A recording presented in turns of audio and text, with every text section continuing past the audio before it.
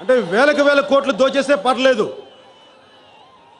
ACB లంచగుండు అధికారులను పట్టుకున్నారు 10,000 8,000 అని చెప్పేసి పేపర్లో హెడ్డింగ్స్ పడతాయి. కానీ వేలకు వేల కోట్లు చేసిన వాళ్ళు మట్టుకు ఏం చేయరు, వాళ్ళని వదిలేస్తారు. యూడీసీలని ఎల్డీసీలని వీళ్ళు పెట్టుకుంటారు. ఎందుకంటే పాపం వాళ్ళు బలహీన, వాళ్ళు ఏం చేయలేరు. వాళ్ళు చేసింది మంచిగా చేయడం నేను మాట్లాడట్లా, చట్టం ఎలా చేస్తుందని చెప్పడానికి ఈ మాటలు మాట్లాడుతున్నాను. ఇది పాపం ఒక 36 సంవత్సరాల క్రితం ఎప్పుడో ఒక పోస్ట్ మ్యాన్ మీద ఎంత బలంగా పనిచేసిందంటే ఈ చట్టం. ఒక 40 రూపాయలు 50 రూపాయలు మనీ ఆర్డర్ సరిగ్గా ఇవ్వలేదంటే ఆయన మీద సరిగ్గా ఇవ్వలేదని చెప్పి ఆయన మీద నిందేశారు, ఉద్యోగం తీసేశారు. ఆయన న్యాయ పోరాటం చేస్తే ఆయన ఆల్మోస్ట్ రిటైర్ కూడా అవ్వలేదు, ఉద్యోగం పోయి పెద్ద ఆయన అయిపోయిన తర్వాత వృద్ధాప్యంకి వచ్చిన తర్వాత అప్పుడు ఇచ్చారు ఆయనకి, నువ్వు నిజంగా తప్పు చేయలేదు, ఆ రోజు ఇచ్చాడు కానీ ఏదో పొరపాటు లేదు జరిగిందని.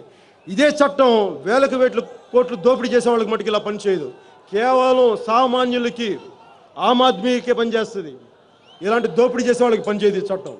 ఇలాంటి చట్టాలు అందరికీ సమానంగా పనిచేయించగలిగేదే జనసేన పార్టీ. నీకో చట్టం, నాకో చట్టం, వాడికో చట్టం కాదు.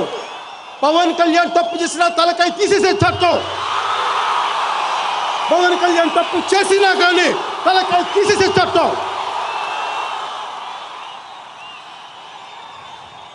ఇలాంటి చట్టాల కోసమే, బలమైన అమలు కోసమే జనసేన పోరాడుతుంది.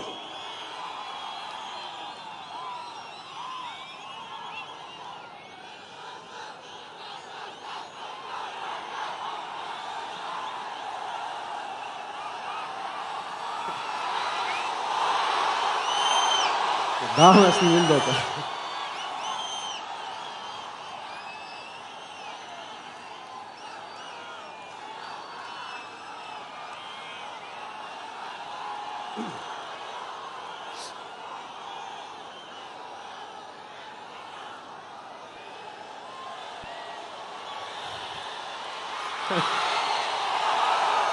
మీరంటే చాలా ప్రేమ, నిజంగా మీరంటే చాలా ఇష్టం. మీకోసం నేను ప్రాణాలు ఇవ్వలేనా?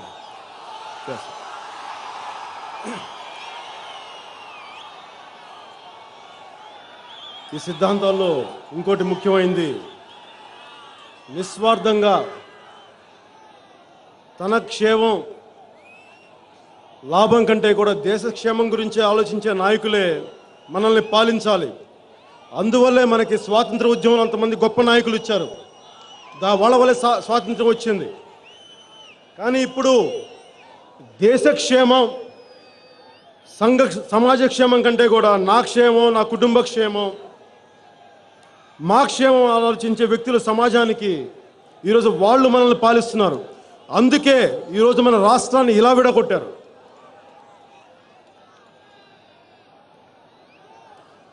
మనం దశాబ్దాలుగా మనం చేసే తప్పేంటంటే మనం మేలుకోలేదు, మనం ఎరుకుగా లేవు.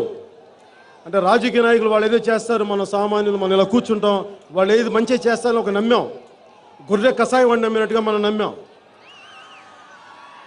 అంటే ఒక కులాన్ని కించపరచడానికి కాదు, ఎవరన్నా బాధిస్తే క్షమించండి. ఒక చిన్న సమస్యగా పరిష్కరించాల్సింది ఈ రోజున సరిగ్గా వ్యక్తిగత స్వార్థాల కోసమే రాజకీయాలను వాడుకొని ప్రజా సమస్యల్ని, ప్రజా సంక్షేమాన్ని వదిలేయటం వల్లే ఈరోజు రాష్ట్ర విభజన జరిగింది. ఒక సామెత ఉంది, రాజు నీతి తప్పితే నేల సారం తప్పుద్దని. రాజు నీతి తప్పితే నేల సారం తప్పుద్ది. మనం స్వార్థపరుల్ని, నీతి తప్పిన వాళ్ళని అసెంబ్లీలకి, పార్లమెంట్కి గత కొన్ని దశాబ్దాలుగా పంపిస్తూనే ఉన్నాం. దానికి పర్యవసానమే ఇలాగ రాష్ట్రాన్ని ముక్కలు చేసిన విధానం. అధికారంతో కళ్ళు నెత్తికెక్కిన వాళ్ళు ఏం చేస్తారు, ఎవరైతే వాళ్ళని అక్కడ కుర్చీలో కూర్చోబెట్టారో వాళ్ళనే తన్ని పార్లమెంట్లో నుంచి బయటికి పంపించి ఒక ప్రాంత ప్రజలకి, ఇటు ప్రాంత ప్రజలకి ఏ రోజు కూడా కాంగ్రెస్ అగ్రనాయకులు ఏ ఒక్కరూ కూడా ఏ పరిస్థితుల్లో మేము రాష్ట్రాన్ని విభజించాం, ఏ పరిస్థితుల్లో మాకు ఇవ్వవలసి వచ్చిందని చెప్పి ఈ రోజు దాకా కనీసం టీవీల్లో కూడా చెప్పలేదు. అంటే నేను ఇప్పుడు దాకా కొన్ని సంవత్సరాలు నేను ప్రజారాజ్యం పార్టీ గురించి మాట్లాడలేదు.